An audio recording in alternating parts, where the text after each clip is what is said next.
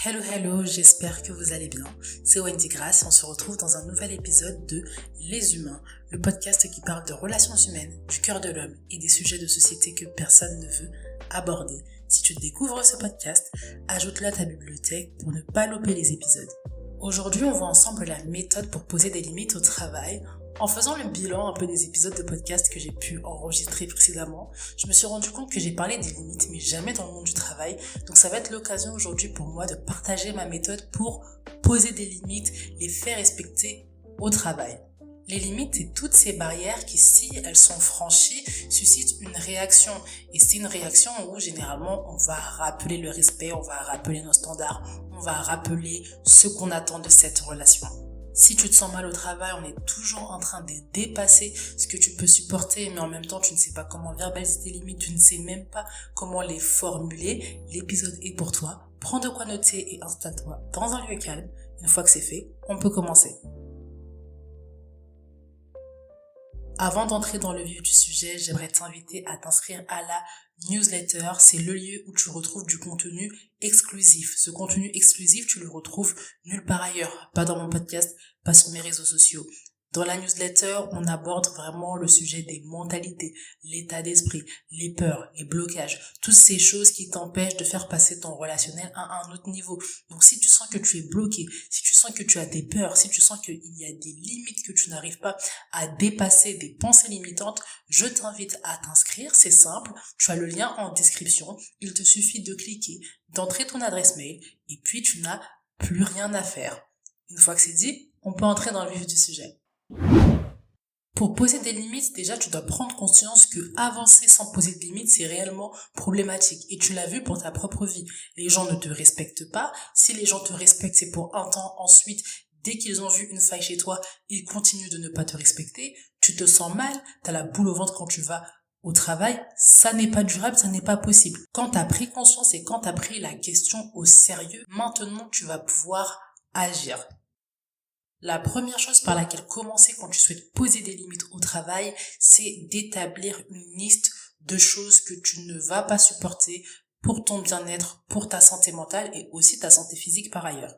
Quels sont ces mots, quelles sont ces phrases, quelles sont ces attitudes que tu ne peux plus tolérer? Parce qu'à chaque fois que tu les vis, ça ne va pas. À chaque fois que tu les vis, tu te sens mal. À chaque fois que tu les vis, t'as l'impression qu'on va encore plus te manquer de respect. Quelles sont ces choses qui te sont vraiment nuisibles? Tu peux t'inspirer de ce que tu as vécu par le passé et du coup poser la limite claire qui est que tu n'accepteras plus cette chose-là une prochaine fois. Tu peux aussi réfléchir à contrario, c'est-à-dire faire une liste de comment tu aimerais être traité et ensuite établir l'autre liste, la liste inverse, qui sont en fait les comportements inverses de ce que tu aimerais et ces comportements-là constituent tes limites. Lorsque tu établis cette liste, ne sois pas dans la suranticipation, ne sois pas en train d'anticiper ton incapacité à verbaliser, ton incapacité à réagir, commence pas à vivre dans les peurs. On est dans la première étape. Cette première étape, isole-la de l'action que tu prendras par la suite. On est juste en train d'établir une liste. Cette liste, il n'y a que toi qui la connais. Ne te sens pas jugé, n'aie pas peur, n'anticipe pas. Pour l'instant, il ne se passe rien. Plus tu es authentique, moins tu te voiles la face et plus facile ce sera pour toi de poser des limites qui te ressemblent et qui vont te permettre d'aller bien. Pose-toi également la question suivante, pourquoi c'est important pour toi de poser cette limite? Prends le temps d'écrire, prends le temps d'y réfléchir, prends le temps d'aller en profondeur pour répondre à cette question. Ça va te permettre de te sentir légitime, tu vas moins te sortir comme une arnaqueuse, comme une escroc, tu vas te sentir légitime, ça va être beaucoup plus facile pour toi de verbaliser par la suite. Après avoir établi ta liste, il va falloir que tu intègres cette nouvelle liste dans ta tête. Il va falloir que tu acceptes un nouveau logiciel. Le logiciel qui est que tu ne vas pas accepter certains comportements que tu acceptais pourtant dans le passé. Donc je t'invite vraiment à relire tes notes, à relire les limites que tu t'es fixées. C'est pourquoi je conseille l'écriture, parce que tu gardes une trace que tu vas pouvoir relire, que tu vas pouvoir te répéter. Tu peux aussi partager cette liste à tes amis, à ton conjoint, à tes proches, pour qu'ils puissent te poser les bonnes questions, pour qu'ils puissent te demander comment ça avance cette histoire de limite. Quand les autres savent, on se sent beaucoup plus responsable. Donc la première étape, c'est faire une liste de comportements qu'on ne va plus tolérer et l'intégrer petit à petit. La deuxième étape pour poser des limites au travail, c'est la verbalisation.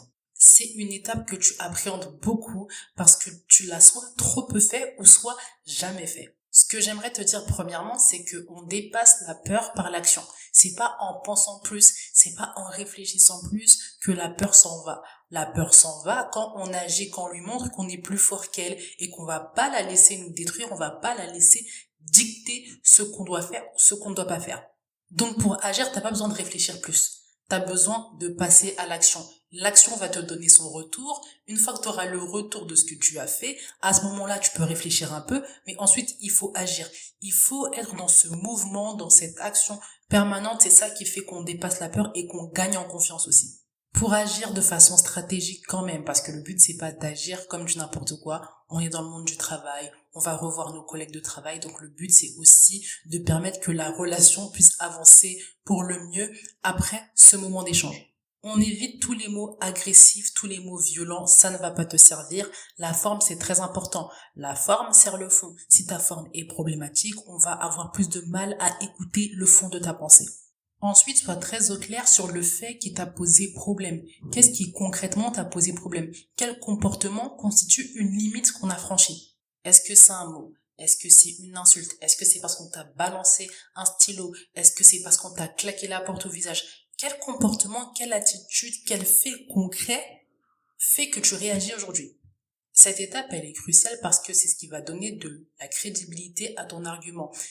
C'est pas qu'une question de tes émotions, c'est pas qu'une question de ce que tu ressens, c'est une question de concrètement il s'est passé des choses, ces choses-là, elles ont un vrai impact sur la relation, pour toi comme pour moi, et ça ne peut pas continuer comme ça.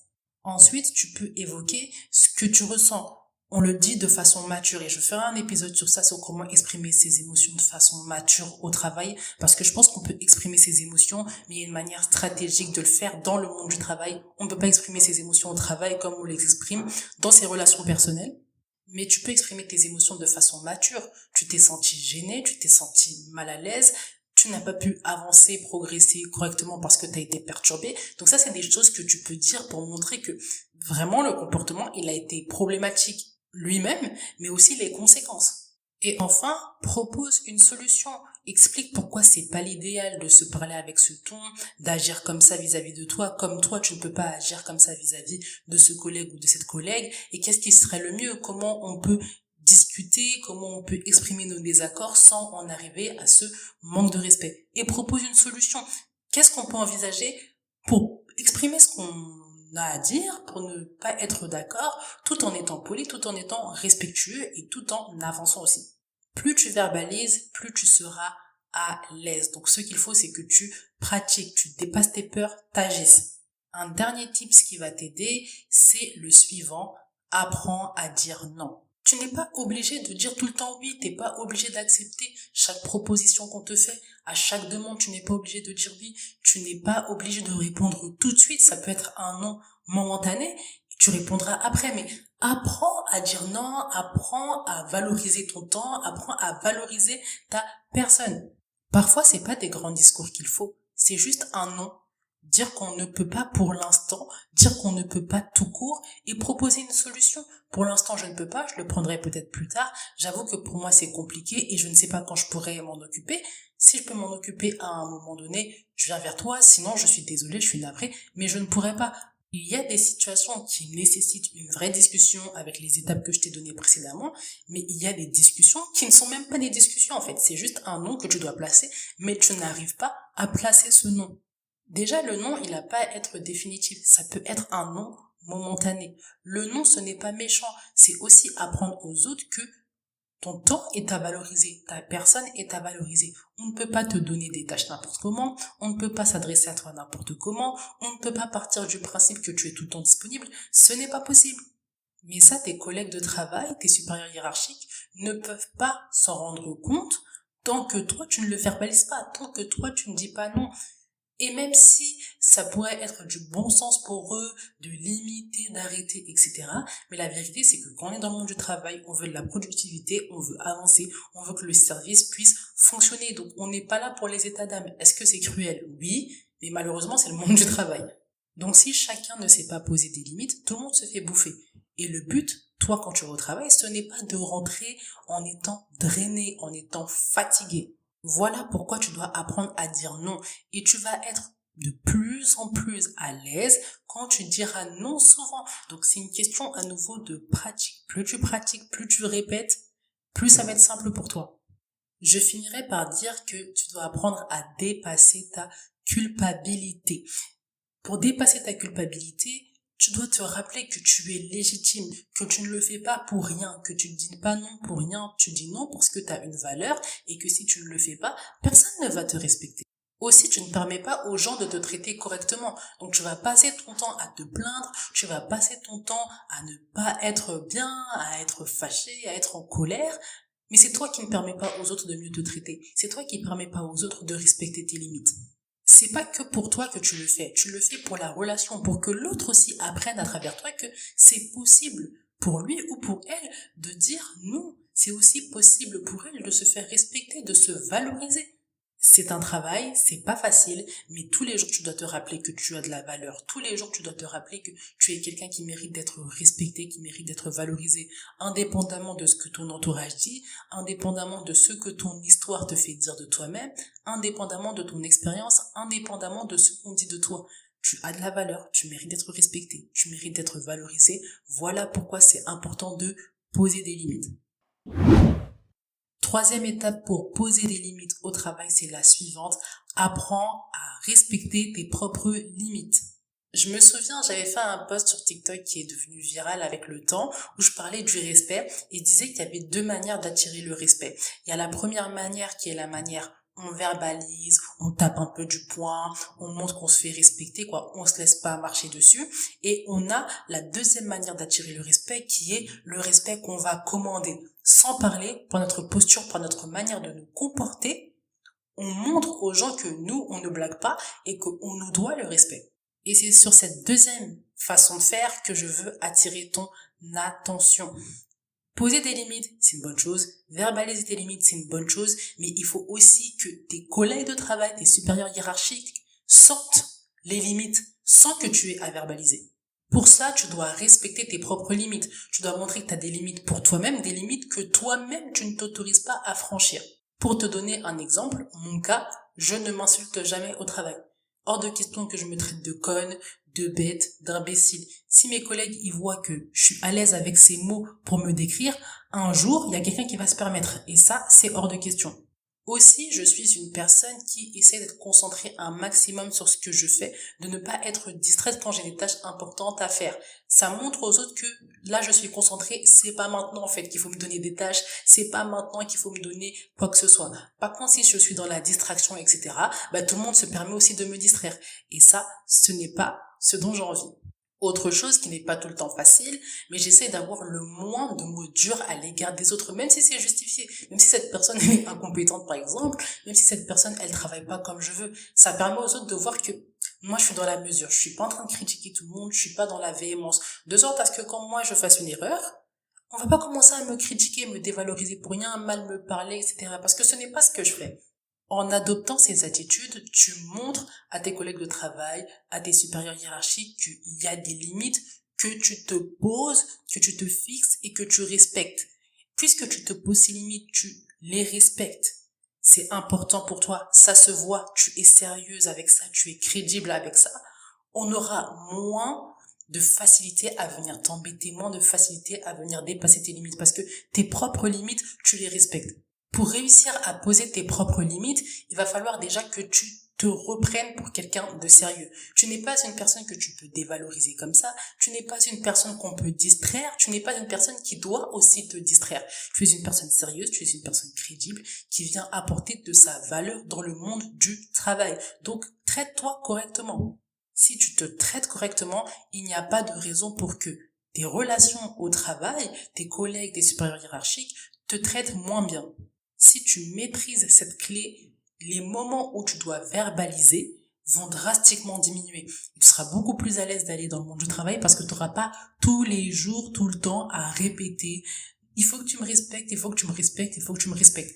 Les gens qui écrivent ça tout le temps à tous les toits, c'est des personnes qui, malheureusement, dans leur attitude, ne montrent pas qu'elles se respectent elles-mêmes.